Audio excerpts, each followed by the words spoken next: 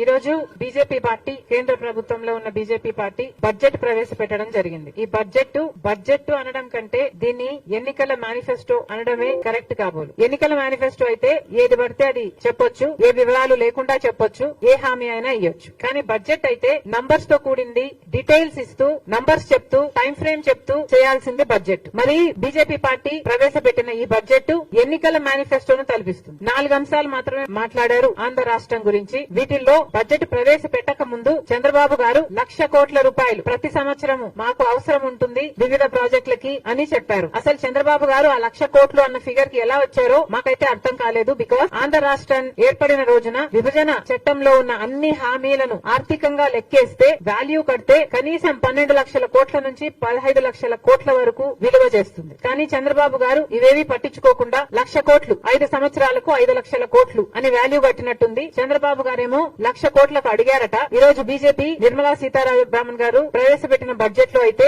రాజధానికి కేవలం 15,000 కోట్ల రూపాయలు ఇస్తున్నాము అని తెలిపారు. దీంతో పాటు పోలవరం ప్రాజెక్ట్ కి మేము పూర్తి చేసే బాధ్యత మాది అన్నట్టుగా మాట్లాడారు. పోలవరం ప్రాజెక్టు ఆంధ్ర రాష్ట్రానికి లైఫ్ లైన్ అన్నారు, మన రైతులకి లైఫ్ లైన్ అన్నారు, ఫుడ్ సెక్యూరిటీ కల్పించే అంశం కూడా ఇది అని పేర్కొనడం జరిగింది. మరి అంత ముఖ్యమైన పోలవరం ప్రాజెక్టుకు పూర్తి చేయాలనుకున్నారు మీరు, సంతోషం, ఇప్పటికైనా పూర్తి చేయాలనుకున్నారు. 10 సంవత్సరాలుగా ఇది మా హామీ అయినప్పటికీ, 10 సంవత్సరాలుగా మీరేమీ చేయకపోయినప్పటికీ కనీసం ఇప్పటికైనా మీకు కనువిప్పు కలిగింది. పోలవరం ప్రాజెక్టుని పూర్తి చేస్తాము అని చెప్పారు. కానీ ఒక పక్క మా ముఖ్యమంత్రి గారు, ఆంధ్ర రాష్ట్ర ముఖ్యమంత్రి గారు 12,000 కోట్లు రీహాబిలిటేషన్ కే పడుతుంది అని ఒక పక్క చెప్తుండగా ప్రాజెక్టు కాస్ట్ ఎంతో ఇంకా ప్రజలకు చెప్పకపోగా కేంద్ర ప్రభుత్వం మాత్రం పోలవరం ప్రాజెక్టుని పూర్తి చేస్తామని చెప్తున్నారు. దాంతో పాటు ఎప్పుడు పూర్తి చేస్తారు, ఎన్ని డబ్బులు ఇస్తారు, తక్షణం ఎంత ఇస్తారు, కనీసం ఆ రీహాబిలిటేషన్ కైనా ఇస్తారా, ఒక్క ఫిగర్ అయినా మీరు క్లారిటీ ఇచ్చుంటే బాగుండేది. అంత పెద్ద ప్రాజెక్టు మీరే అంటున్నారు లైఫ్ లైన్ అని, మీరే అంటున్నారు ఫుడ్ సెక్యూరిటీ కలిగించేది అని. మరి అంత ముఖ్యమైన ప్రాజెక్ట్ కి ఈ అంబిగ్విటీ ఎందుకో,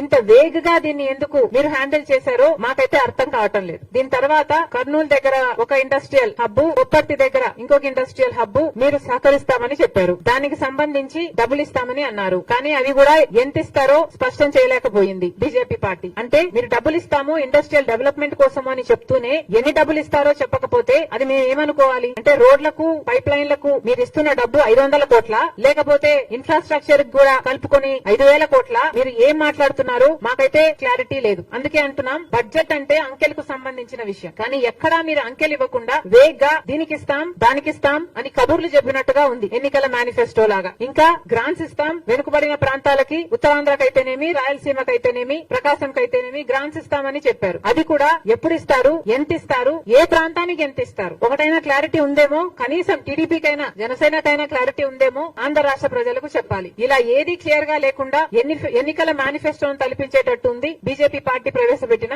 బడ్జెట్.